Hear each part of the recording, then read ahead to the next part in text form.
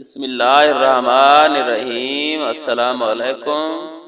मैं हूं मोहम्मद आबिद और आप देख रहे हैं Pakistan public school Pirwala official YouTube channel.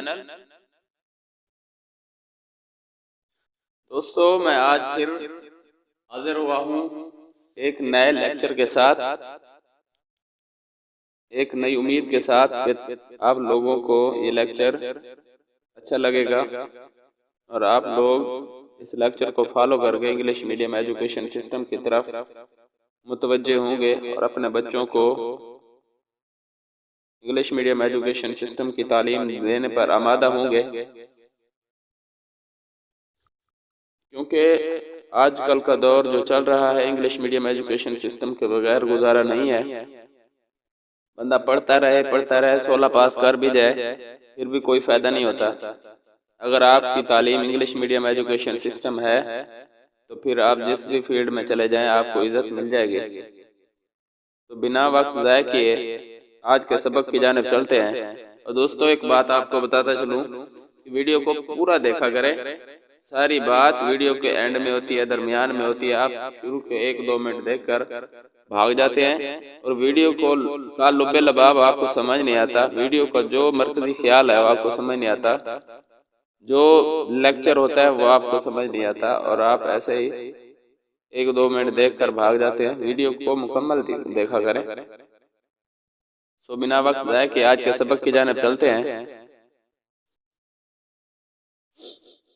कल हमने पढ़ा था, 2 हरूफ पढ़े थे, ज़ैबिक और एक्सरे। अगर कल वाला लेक्चर आपका मिस है तो इस डिस्क्रिप्शन में उस लेक्चर का लिंक आपको मिल जाएगा, या फिर आप डिस्क्रिप्शन में मैं प्लेलिस्ट की पूरी चैनल के प्लेलिस्ट की ऑनलाइन लेक्चर की सारी प्लेलिस्ट भेज दूंगा। आप जो भी लेक्चर लेना चाहें वहां से जाकर ले सकते हैं।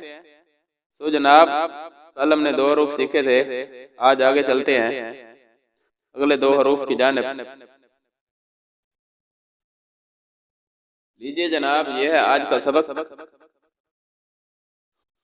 पहला लफ्ज है हमारे पास योयो और दूसरा है योगर्ट। ये देखें, एक आर्ट बनाने की कोशिश की है, योयो बनाने की कोशिश की है। ये एक फीता नुमा होता है, फोल्ड भी हो जाता है और अक्सर बच्चों ने देखा होगा। तो वाई ओ योयो, योयो का मतलब है योयो। और दूसरा लफ्ज है हमारे पास YOUGURT, योगर्ट। योगर्ट का मतलब होता है दही। कर्ड भी दही होता है। और वाई यहाँ पर छोटी ए की आवाज देगा, ओ वाव की आवाज देगा, जी गाफ की आवाज देगा, यू यहाँ पर जबर की आवाज देगा और आर रे की आवाज देगा और टी यहाँ पर ए की आवाज देगा। आप इस ये बन जाएगा ये व योग गाफ जबर गर्ट ए मकूफ गर्ट, योगर्ट। ये व योग गाफ जबर गर्ट ए मकूफ गर्ट, योगर्ट। ठीक है, योगर्ट का मतलब होता है दही। आप इसे नोट कर लें। आज का यही सबक है इंग्लिश का, थोड़ा थोड़ा लेकर सबक चलते हैं आगे। ये आप नोट कर लें, वीडियो को ब्रेक लगाकर आप लेक्चर नोट कर लें और मैं थोड़ा इसे एडिट कर लूं। सो जनाब, ये एडिट हो गया। ये भाई योग का जबर गर्ट मकुफ योगर्ट, योगर्ट का मतलब है दही। ये आप नोट कर लिया। आगे उर्दू के सबक की जाने चलते हैं। कल हमने 2 हरूफ सीखे थे, जे और सीन, और आज आगे चलते हैं थोड़ा सा। आज हमने सीखना है शीन।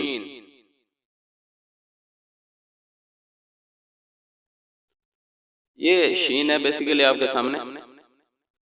इसके अल्फाज सीखते हैं पहले। शीन शेर, शीन शिकारी, शीन शाख, शीन शुतुरमुर्ग।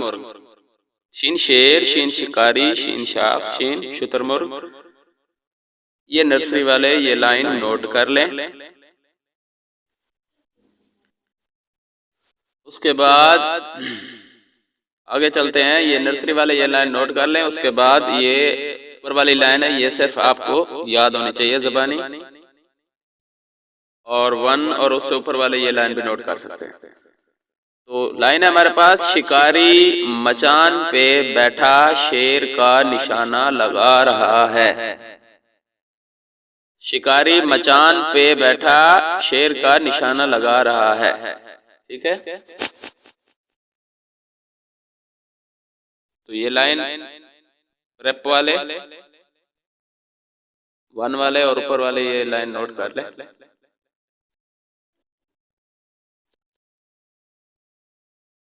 देखिए जी, इसको जूम आउट कर देता हूँ आपके लिए मुकम्मल तस्वीर दिखाने के लिए।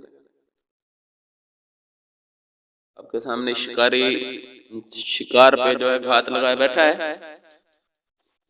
तो यह है आज का सबक उर्दू का, और इंग्लिश का सबक भी हो गया।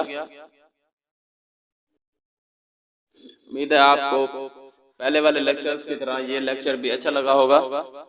अगर आपको लेक्चर अच्छा लगा है तो इस वीडियो को लाइक करें, अपने दोस्तों, रिश्तेदारों, बहन भाइयों, वालिदैन के साथ शेयर करें, अपने उस्तादों के साथ शेयर करें। अगर कोई अपनी राय देना चाहते हैं तो इस वीडियो के नीचे कमेंट बॉक्स में मुझे कमेंट कर सकते हैं, या फिर मेरे पर्सनल व्हाट्सएप पे भी आप जो बात करना चाहते हैं कर सकते हैं। तो ये लेक्चर्स नोट कर लें। उम्मीद है कल वाले लेक्चर की तरह ये लेक्चर आपको अच्छा लगा है। सो फिर मिलेंगे कल एक नए सबक के साथ। अपने ऑनलाइन उस्ताद मोहम्मद आबिद को दीजिए इजाजत। Best of luck.